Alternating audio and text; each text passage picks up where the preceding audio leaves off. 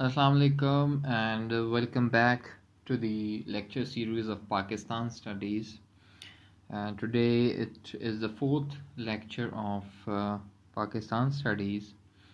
In the previous lecture, we discussed the Muslim Empire in India, that how Muslims came to in India, what were their reasons behind their invasion of India, and what were the consequences that they brought with themselves, and what were the changes which they brought with themselves, and how things moved on. And I have in detail we discussed the change of dynasties and the change of rule in India. And then we came to the Mughal rule from 1526 to 1707. We basically discussed the Mughal dynasty in detail and the ruler one by one, and we talked about the policies of Akbar and then Shah Jahan and Aurangzeb, and we stopped in the previous lecture on Aurangzeb. One important thing is that in studying the medieval history of India, it is pertinent to understand the administration of Mughal India, Mughal administration. The reason behind it is that Mughals had been very successful in administrating India, and now whatever the great legacy which they left behind themselves, and today which we are observing it is just because of the reason. It is just because of the the good administration of the Mughal Empire, that how Mughals administered India, how they well managed the whole Indian Empire at that time period. So not only it is important to see the glory of India in that time period, but it is also important that if we are talking about the transformation of bureaucratic empire in India from Mughals to British, it is also very important to understand the Mughal administration. Coming to Mughal administration, we will be basically focusing on the sources that is taken from Abul Fazl, and how Abul Fazl was the one of the 9 jewels of Akbar, and how he was basically the person who devised the administrative setup of the Mughal Empire, and he gave the directions that how an administrator should be, and how a sultanate or an empire should be run. What common thing in Mughals was that in Mughal the state was the personal property of the king. As I told you earlier, in the ancient time period, a state was an estate of the empire or the emperor. Same was the case in Mughal, that the whole empire of India was the personal property of Mughal empires. So you can see that Babur, Humayun, Akbar, Jahangir, Shah Jahan, and Aurangzeb, all these emperors were the absolute rulers. They did not share any power with anyone. They were the absolute rulers, and this family had been ruling the India for centuries, for almost 2-3 centuries. They ruled India, and during this time period they did not share their power with anyone. Same was the case with the land and the territory of India. They did not share even an inch with anyone. Whatever property was given to the Jagirdars and Nawabs and the governors, it was as a result of the permission of the king. King would permit that this piece of land should be given to Flan जागीरदार, इसको ज़मीन दे दो, इसको जो है वो basically private property होती थी, वो बेसिकली प्रॉपर्टी होती थी किंग की. So king was absolute in his rule and no one was there to challenge him. What Abul Fazl says about and about a leader and about a true king is that the true leader understands how fragile his position is among wealth, power and show, while a selfish ruler, he believes in pomp and show. So Abul Fazl has basically, about a ruler and about a king, he has made this dichotomy. He has made these two categories, which a true leader and a fragile, a selfish leader. He says there are two leaders. One is a true leader, and the other one is a selfish leader. A true leader basically understands how weak he is, because anytime there can be a rebellion, and anytime he can be overthrown, his throne can be taken up, and his power can be usurped. This was basically the characteristics of a a true king, he understood his position, how fragile he was.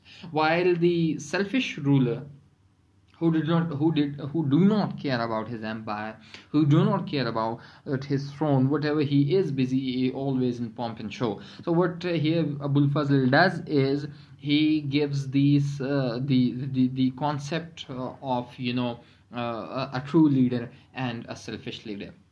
Abul Fazl notes that an empire can't be run by an emperor alone, therefore he should select the mansabdars very carefully. Knowing how to choose and knowing where to send them is key thing for the emperor. Abul Fazl, he is basically outlining the structure of the appointments of mansabdars. Mansabdars are basically bureaucrats. जो administration के अंदर सरकारी लोग हैं, जो सरकारी मुलाजिम जिसको हम उर्दू में कहते हैं, वो मनसबदार तब होते थे, उनके पास मनसब होता था.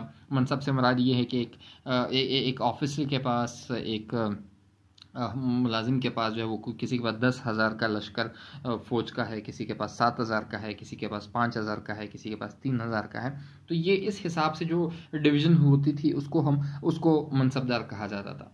So Abul Fazl basically says that he's of the opinion that a state or a vast empire cannot be run by an emperor alone. He needs a bureaucratic machinery. He needs the machinery of mansabdars who will run things for him. And it is his duty, and it's the duty of an emperor to choose and to select a mansabdar, a competent mansabdar, and he should be so, an emperor should be so vigilant about the things, about his administration, that how, mansabdars are to be selected, how they are to be, appointed, and how they should be sent for a duty. This is basically the quality of an emperor. So this is basically, the things that Abul Fazl is outlining is that first, he divides the ruler between a true and a selfish, and then he talks about the competence of an emperor. An emperor is considered as a competent emperor if he selects his mansabdars carefully and he appoints them in better places and in better positions. The next point is that sovereign needed people that are efficient and should not do flattery in any way. कि बादशाह को जो है वो खुशामदी लोग नहीं चाहिए, बादशाह को काबिल लोग चाहिए. Abul Fazl basically says that a king and emperor should depend on efficient people, not on those who just flatter out. उन लोगों को की कोई ज़रूरत नहीं है कोर्ट के अंदर कि जो लोग सिर्फ खुशामद करते हैं, जो बादशाह की आओ भगत करते हैं, ही आस्क सब उनसे फेवर्स लेते हैं, उनके लिए काम करते हैं, गुलामी जैसे काम करते हैं. No, Abul Fazl says an emperor, a good emperor, a true emperor, and will always rely on efficient people, will always rely on efficient administrators, not on those who just flatter, who just throw good words and sweet words towards the king. For Abul Fazl, a bad ruler is that who takes criticism personal, while a true ruler should always find those who speak the truth. It is a very important point Abul Fazl ने जो बताया है वो ये है कि जो बादशाह है अगर आप उसके ऊपर तनकीद करें तो उस तनकीद को पर्सनल नहीं लेगा, जबकि जो बुरा बादशाह है जब आप उसके ऊपर तनकीद करते हो तो वो बुरा माना जाता है.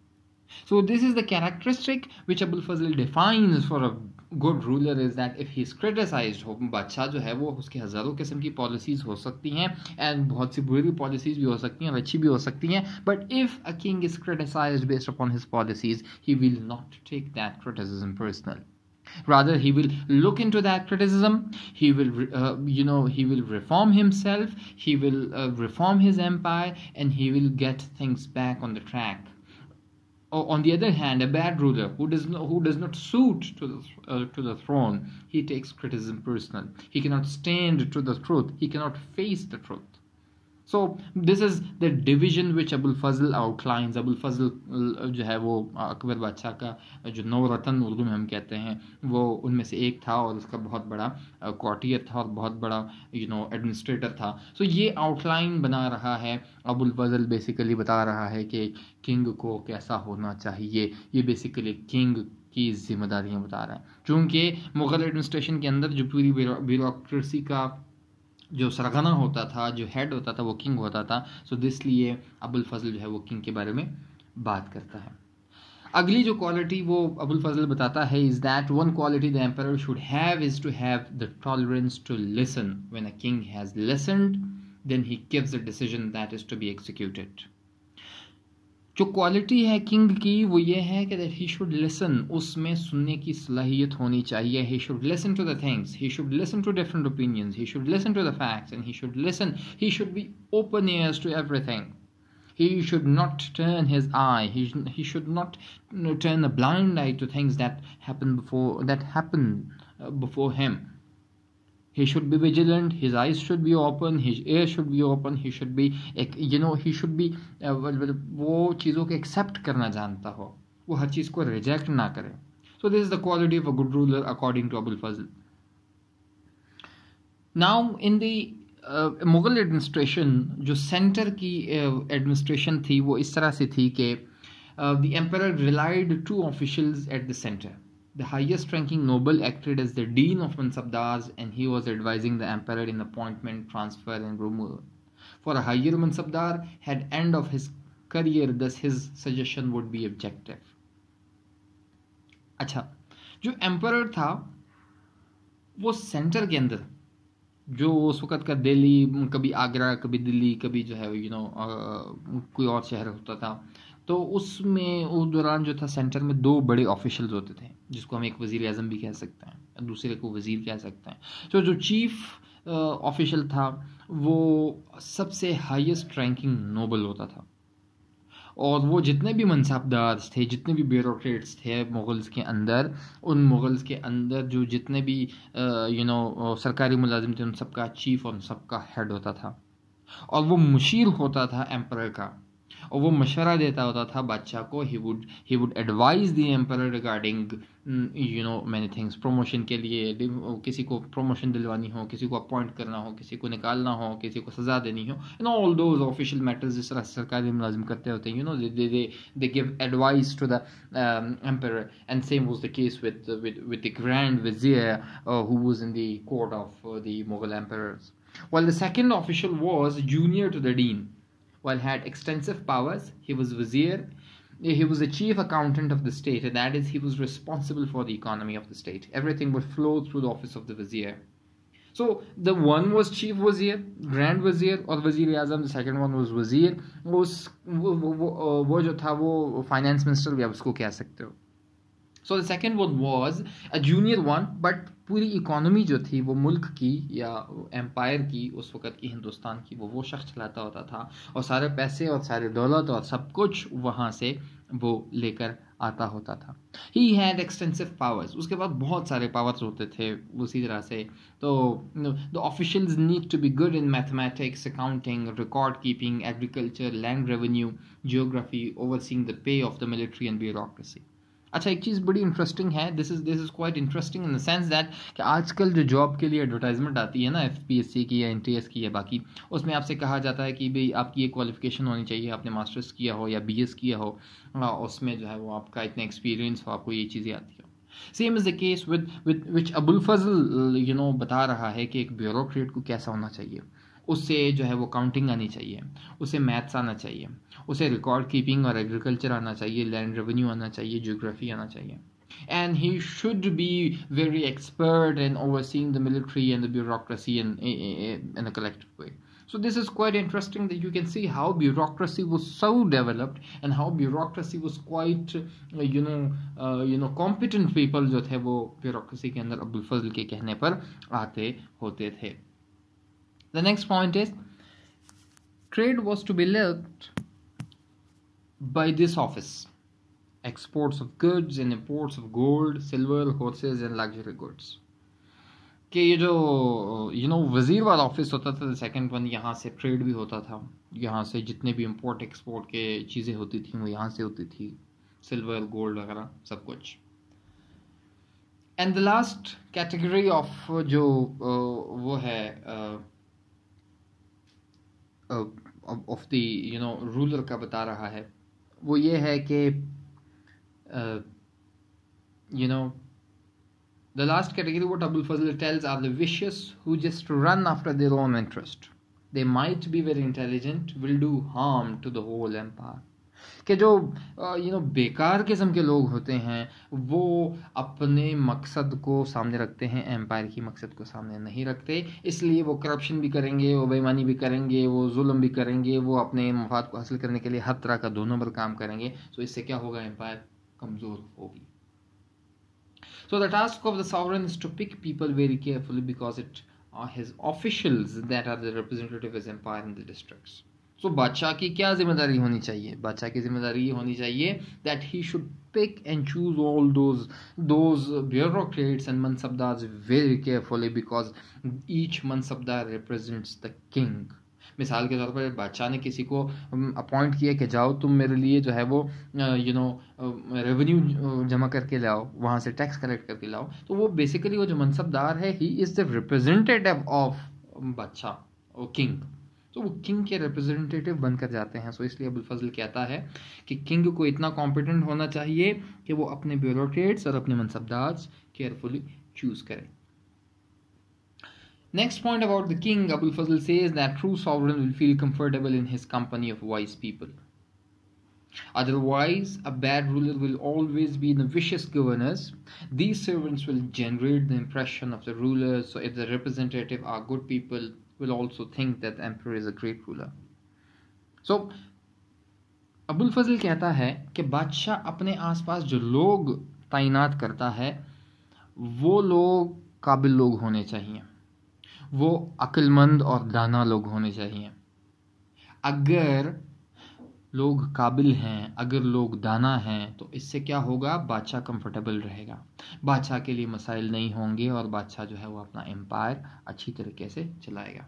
तो इसलिए जितने भी गवर्नर्स होंगे अपॉइंट होंगे, जितने भी मनसबदार अपॉइंट होंगे, वो भी अगर वाइज और अक्लमंद होंगे तो जो सूबों में वो अपॉइंट होते हैं तो फिर पूरा मुल्क खुशहाल होगा. Next point is that emperor assesses the rank and character of men in other way he assesses himself. वो कहता है कि जिस तरह के लोग वो अपॉइंट करता है, जिस तरह से लोगों को वो नौकरी देता है, अगर वो काबिल लोग हैं, वो अच्छे लोग हैं, तो बादशाह भी काबिल होगा और बादशाह भी अच्छा होगा. अदरवाइज अगर वो नालायक हैं, अगर वो बेकार हैं, तो बादशाह भी नालायक है और बादशाह भी बेकार है. So this government worked through the delegation of power by the emperor. Basically क्या था, मैंने आपको पिछले लेक्चर्स में in the previous lectures I had told you that power remained in the centre. तो जो पावर है, if that remained in the centre, so it means कि वो जो सेंटर से बाद में ब्यूरोक्रेट्स तक पावर की डेलीगेशन होती है, पावर ऊपर से नीचे की तरफ आता है, इसको हम डेलीगेशन ऑफ पावर कहते हैं या डेवोल्यूशन ऑफ पावर कहते हैं. सो ऊपर से जब पावर नीचे आता है, दिस डेवोल्यूशन ऑफ पावर में अगर बादशाह काबिल है और नीचे जो सरकारी मुलाजिम और मनसबदार काबिल है, तो इससे क्या होगा कि जब पावर नीचे आएगा तो इससे पूरा मुल्क, पूरी एम्पायर इससे फ़ायदा उठाएगी.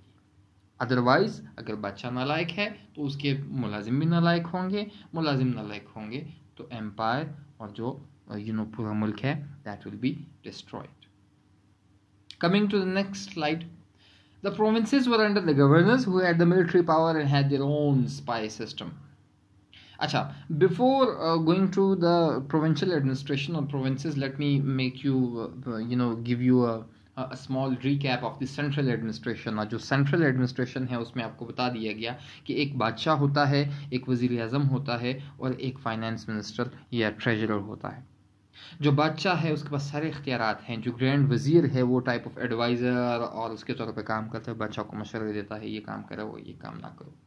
And the treasurer and the exchequer, जिसको भी हम कह सकते हैं, उसका काम ये था कि वो टैक्स को देखे, वो इकोनॉमी को देखे, वो एग्रीकल्चर को देखे, वो ट्रेड को देखे और वो सब कुछ जो पूरी इकोनॉमी चलती है उस इकोनॉमी को देखे. So at the centre there is the structure of troika, the structure of 3 people के, जहाँ पर किंग, ग्रैंड वज़ीर हैं, वज़रा होते थे, एंड साथ में और बहुत से वज़रा होते थे जिनको उन वज़ीरों को बादशाह अपॉइंट करता था सूबों में भेजने के लिए as a governors. So the provinces were under the governors who had the military power and had their own spy system. कि जो सूबे थे वो गवर्नर्स के अंडर होते थे और उन गवर्नर्स कौन थे? मिलिट्री कमांडर होते थे। और मिलिट्री कमांडर उनका अपना एक स्पाई सिस्टम कहते हैं जासूसी का निज़ाम, उनका अपना एक जासूसी का निज़ाम होता था। वो हर एक पे नज़र रखते थे, वो प्रोविंस के अंदर जो था वो अपना कंट्रोल संभाल कर रखते थे। बिलो द वाइसराइज, यानी उससे नीचे, गवर्नर से नीचे, there were faujdars who were the military commanders who were in charge of the military and paramilitary services.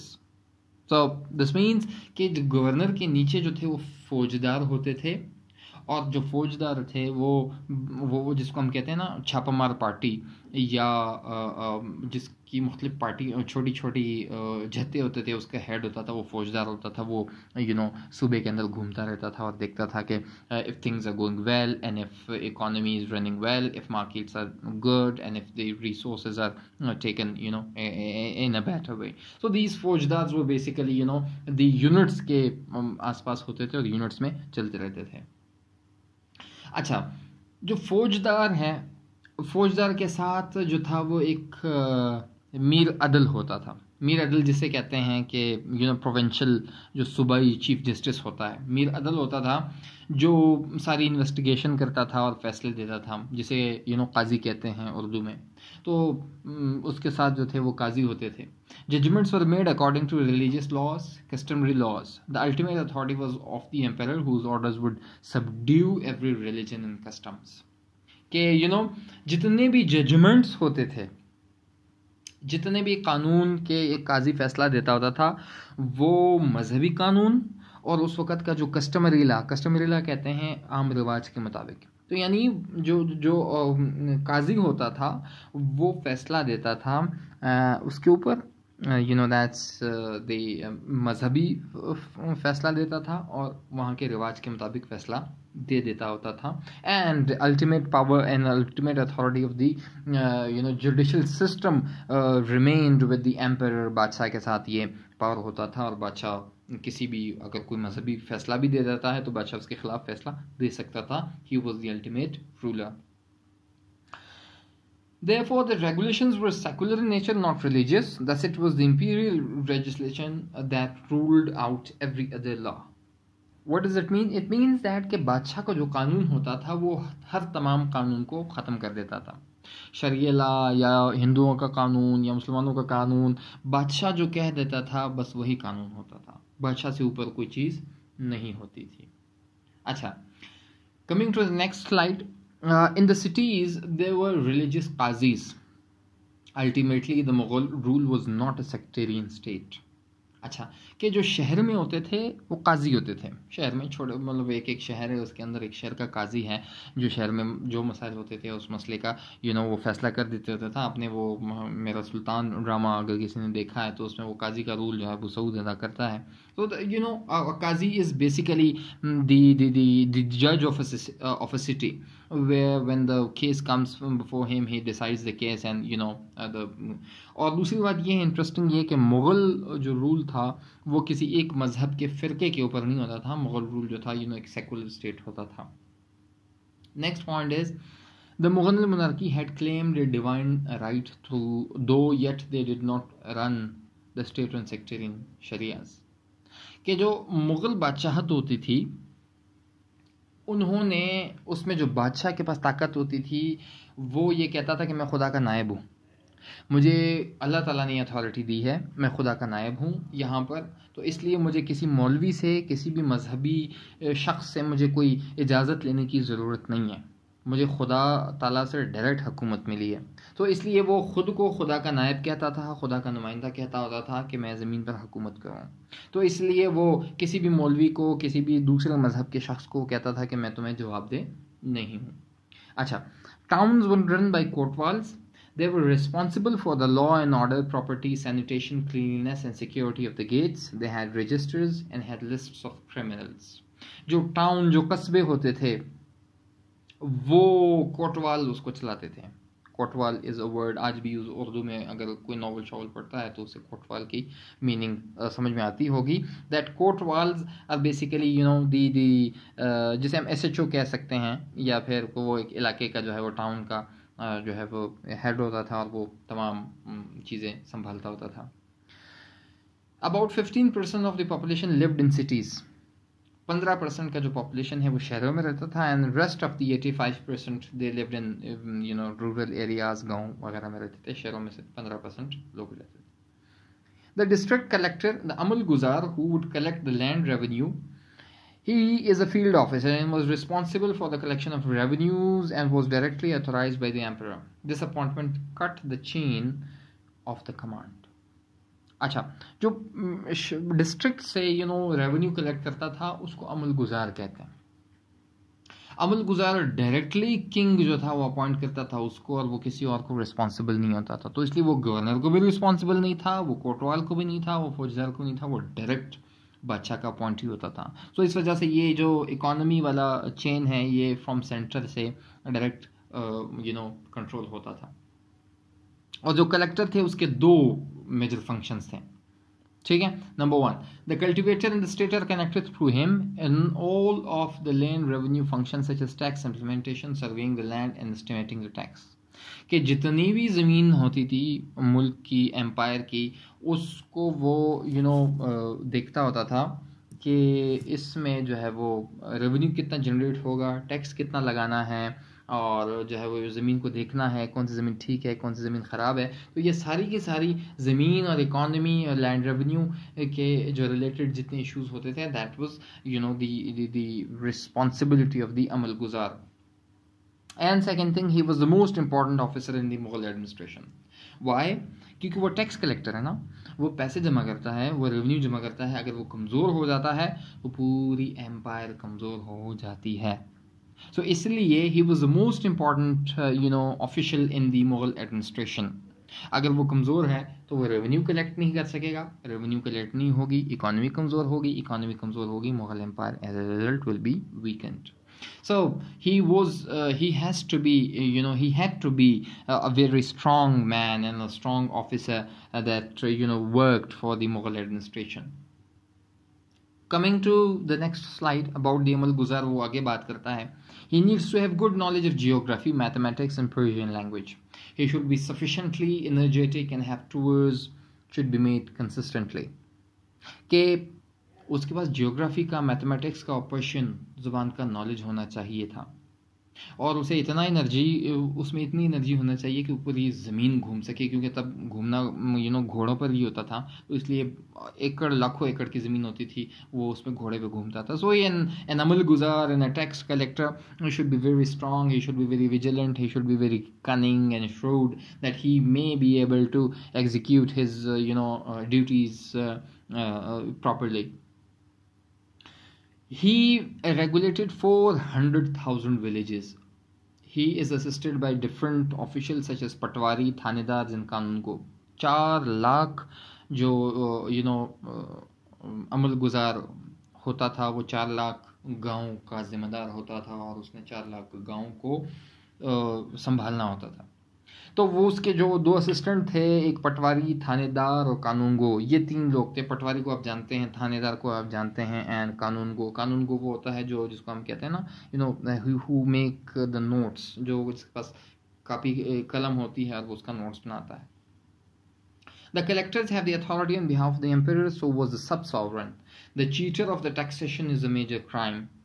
के मुगल एडमिनिस्ट्रेशन के अंदर अथॉरिटी एम्परर के बिहाफ पे मिलती थी. ही वॉज सब सॉवरन से मतलब ये है कि नंबर 1 पे बादशाह है, नंबर 2 पे अमल गुजार है. ही वॉज सो स्ट्रॉन्ग कि वो डायरेक्ट टैक्स कलेक्ट, और जो टैक्स इवेजन करता है, जो टैक्स मिचोरी करता है, जो टैक्स पूरा अदा नहीं करता, ये बहुत बड़ा जुर्म है, और उस जुर्म की सज़ा बहुत सख्त होती थी. The next point is that the land revenue is collected into the divisional treasurer that is submitted to the provincial treasury that are then sent to the imperial court. अच्छा, जो लैंड रेवेन्यू इकट्ठा होता है, land revenue से मुराद ये है कि ज़मीन का जो फसल वगैरह, जो गंदम है, जो चावल है, जो कपास है, जो भी फसल है, वो जो चाहे वो पैसों की शक्ल में इकट्ठा होता है या फसल की शक्ल में इकट्ठा होता है, वो सारा एक डिवीज़न में जाता था. डिवीज़न से फिर सूबाई ख़जाने में जाता था, सूबाई ख़जाने से फिर सेंटर में जाता था. तो ये district and then province and then centre का एक पूरा स्ट्रक्चर था जो बहुत बेहतरीन मुगल एडमिनिस्ट्रेशन में बना हुआ था. One more thing, what the collector had an armed contingents that would suppress crimes and would collect the revenue through coercion. He was the lord paramount in the district. कि जो कलेक्टर है, जो revenue इकट्ठा करता था, उसके पास एक contingent कहते हैं झत्ता, कि उसके पास सिपाहियों का एक ग्रुप होता था जो उसके साथ होता था, और वो ज़ोर ज़बरदस्ती जो था लैंड रेवेन्यू इकट्ठा करता था, और वो पूरा बादशाह होता था एक डिस्ट्रिक्ट का, जिस तरह से आजकल डिप्टी कमिश्नर है. And there were many private secretaries who were responsible for the recording and writing of the reports. They were also responsible for the presenting the summary. The summary would be triple checked and would be later approved by the governor or the emperor. It would come through the summary producer, then the postmaster and the wakil or the wazir, then it would be placed before the governor or the emperor as case may be. कि यानी जो private अमल गुजार के बहुत सारे private secretaries थे, वो उस चीज़ का रिकॉर्ड रखते थे, कागजात रखते थे, पूरा दफ्तर होता था, पूरे कलम किताबें सब कुछ उसमें पूरा ऑफिस रिकॉर्ड रखा जाता था. अगर कोई पॉलिसी बनानी होती थी तो वो कागज़ पर लिख कर गवर्नर को दे देते थे, वो उस पर साइन कर देता था. साइन तो खैर नहीं होता था, उसके पास अपना एक स्टैंप होता था जो वो लगाता था, तो वो स्टैंप उसके ऊपर लगाता था. और अगर बादशाह के पास है तो बादशाह के सामने एक समरी टाइप जाती थी, वो उसके ऊपर अपना स्टैंप लगाता था. So this was the process how policies and how things worked. One important thing in the Mughal administration was that about its 70 to 80% expenditure is made on the military expenditure. कि फौज के ऊपर 70 से 80% वो लगाते थे, खर्चा करते थे, क्योंकि फौज की वजह से जो है वो मुल्क खड़ा है, एम्पायर खड़ा है. So that's why army was the most important institution in that time period. So 70 to 80% जितना भी खर्चा होता था वो आर्मी के ऊपर होता था. So coming to the next slide, that is of the military administration. In the military administration, king himself was the commander in chief. मतलब जिस तरह से आजकल चीफ ऑफ आर्मी स्टाफ होता है ना आर्मी का, but at that time king himself जो बादशाह होता था, whether that is Babur, Akbar, Humayun, whoever he was, the king was the chief of army staff at that time, military the commander in chief होती है. सो सारे फोर्सेस जितने भी हैं, लाखों की तादाद में जो फौज होती थी वो अंडर काम करती थी सिंगल बादशाह के, और the personal servants of the king. The Mughal military had different types of forces. In this military, certain forces were maintained by mansabdars. They were trained as experts. The imperial army had regular army and the supporting army.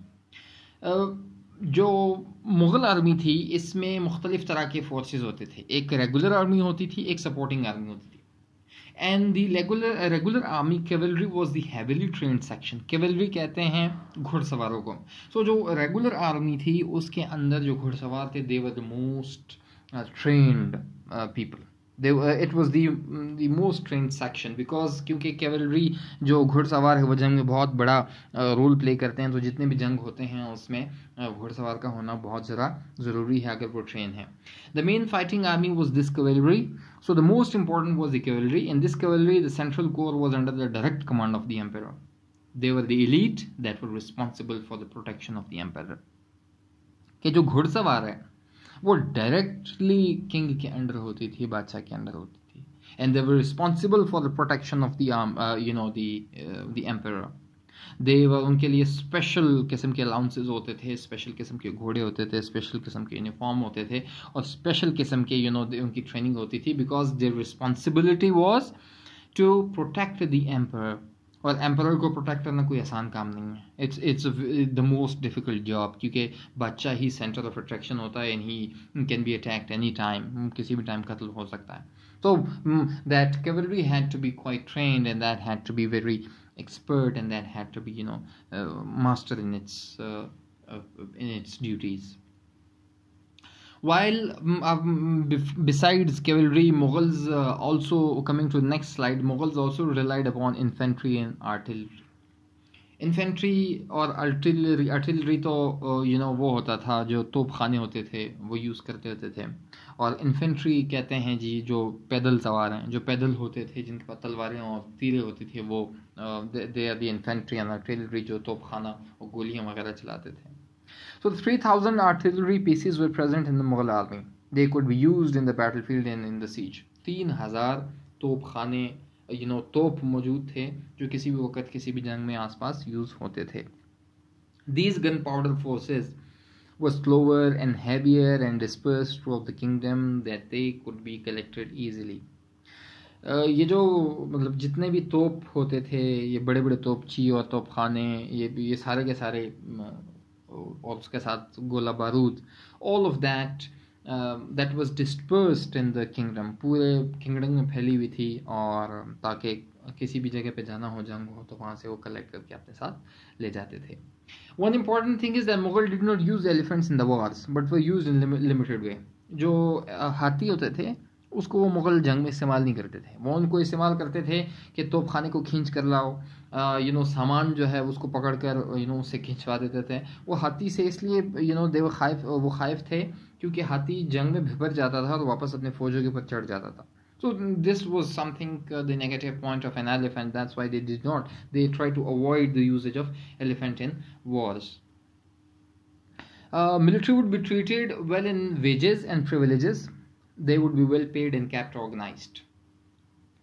फौज को तनख्वाह अच्छी मिलती थी, मराद बहुत मज़े के मिलते थे, और उनको काफ़ी they were paid well. The allowances given to the military was according to the deployment in areas. If hardship was strong, they would get hardship allowance. कि अगर कोई फौजी किसी सख्त जगह पर उसका अपॉइंटमेंट हो जाता है तो उसको स्पेशल अलाउंस मिलते थे. So this is the quite advanced form of military arrangements during the Mughal time period. तो इस वजह से मुग़ल जो थे वो इतने एरियाज़ पर उन्होंने कब्ज़ा किया और इतने एरियाज़ पर उन्होंने हुकूमत की. It was not an easy job to do, but yet they did it. The other important characteristic was that it was dynastic rather than tribal. अच्छा, ये बड़ा important point है कि जो फौज है ना वो डायरेक्ट बादशाह की वफादार होती थी. फौज कभी भी किसी अपने कबीले के या किसी गवर्नर के या किसी दूसरे फौजी सरबराह की वफादार नहीं थी. फौज सारी की सारी मुग़ल बादशाह और उसकी फैमिली की वफादार होती थी. इसी वजह से मुग़ल बादशाह के अलावा, उसकी फैमिली के अलावा कोई दूसरा बादशाह नहीं बन सका आखिर तक. जितने भी बादशाह बने वो मुग़ल, क्योंकि फ़ौज ही जो थी वो मुग़ल फैमिली की सपोर्ट थी. Loyalty was suppose to be the dynasty rather than a tribe. मतलब किसी कबीले के पास किसी फौज की जो वफादारी होती थी वो कबीले के पास नहीं होती थी, बल्कि डायरेक्ट बादशाह की फैमिली के साथ होती थी. They were paid for the protection of dynasty. उन्हें इस बात की तनख्वाह मिलती थी कि वो बादशाह और उसकी ख़ानदान की हिफाजत करें. Coming to the next slide, the Mughal army had a composite character. इसका मतलब ये है कि जो मुग़ल फ़ौज थी वो उसमें कोई एक नस्ल के लोग नहीं थे, उसमें बहुत सारे लोग थे. टर्क थे, पर्शियन थे, अफ़गान थे, हिंदू थे, मुसलमान थे. मतलब इट वाज अ कंपोजिट, एक मिक्स था, वो कोई एक टाइप ऑफ आर्मी नहीं थी.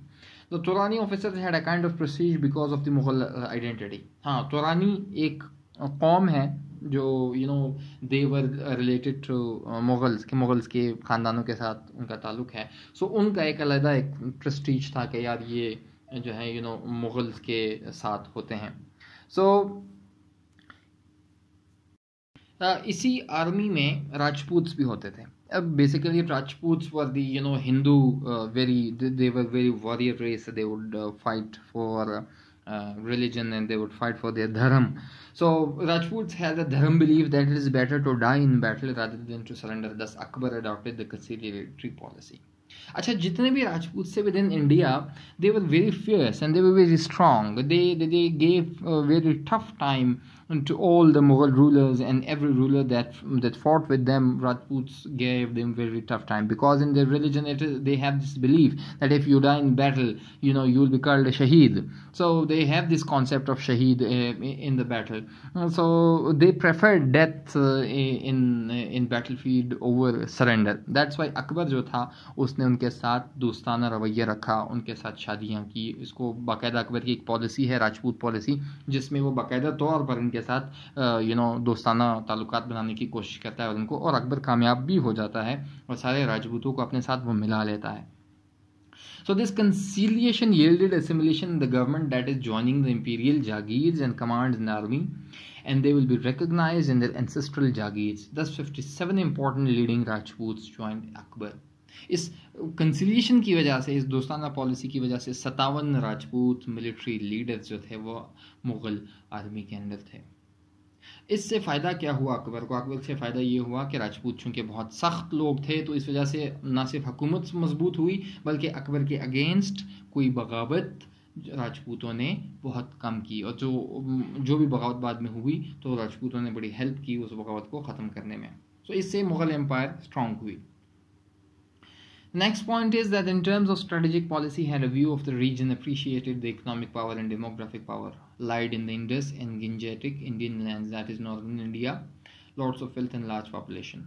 अच्छा, स्ट्रेटेजिक पॉलिसी थी, ये थोड़ा सा पॉइंट कॉम्प्लेक्स है, you have to understand this, कि स्ट्रेटेजिक पॉलिसी ये थी कि जो दो एरियाज थे, गंगा जमुना वाले एरिया और दरियाए सिंध वाले इंडस वाला एरिया, इसको वो हमेशा पुरअमन रखने की कोशिश करता था, क्योंकि ये जो एरियाज़ हैं यहाँ से बेसिकली रेवेन्यू मुल्क का जनरेट होता है, और मुल्क के रेवेन्यू की जनरेशन की वजह से यहाँ पर लोग जो थे बहुत ज़्यादा तादाद में थे, तो इसलिए अगर ये एरिया पीसफुल है, खुशहाल है, ठीक है, तो पूरा मुल्क, पूरा जो एम्पायर है वो खुशहाल होगा।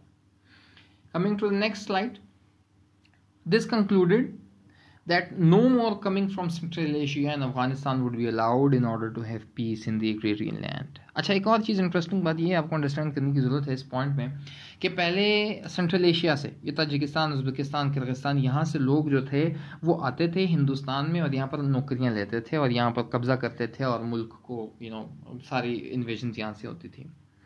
तो मुग़ल्स के आने के बाद ये सिलसिला रुक गया, उसके बाद वहाँ से कोई नहीं आया, क्योंकि यहाँ का जो अपना एरिया है वो इतना मजबूत और इतना खुशहाल हो गया था कि बाहर से आने की किसी की ज़रूरत ही नहीं पड़ी। और जो आया भी बाद में, मंगोल्स ने अटैक भी किया और बाद में लोग आए भी, ईरान ने भी हमला किया, तो वो नाकाम हो गए, उनको शिकस्त मिल गई। अच्छा, there is a very serious issue about succession. After Aurangzeb the empire falls into chaos as the prices fall into the war for the throne.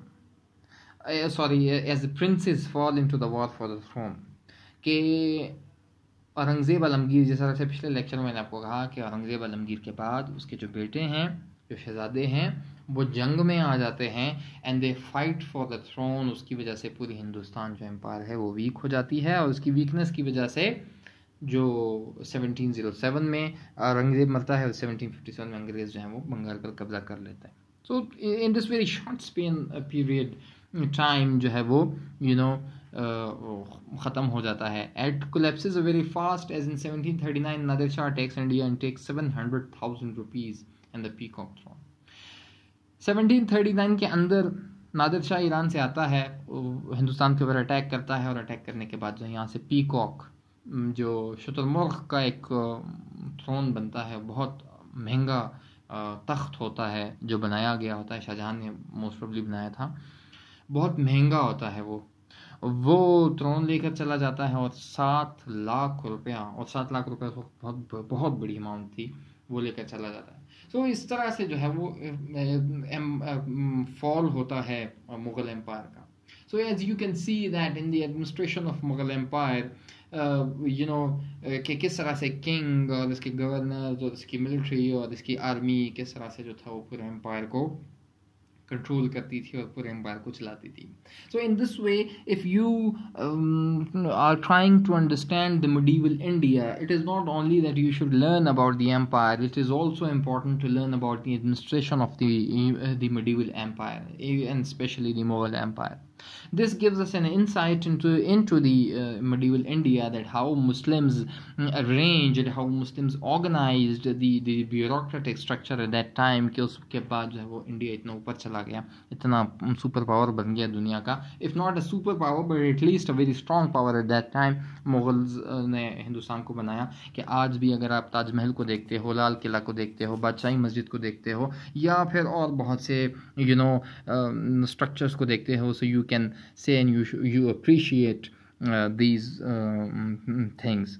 So this was about the यहाँ पर जो है वो medieval India ख़त्म हो जाता है. So basically in the first 4 lectures we have come to the modern time period, and that is 1757. So in the next lecture we will be talking about the advent of British in India, कि किस तरह से बरतानिया यहाँ पर आया और यहाँ पर बरतानिया ने हुकूमत कायम की, और किस तरह से जो है वो फॉल होता है मुसलमानों के एम्पायर का.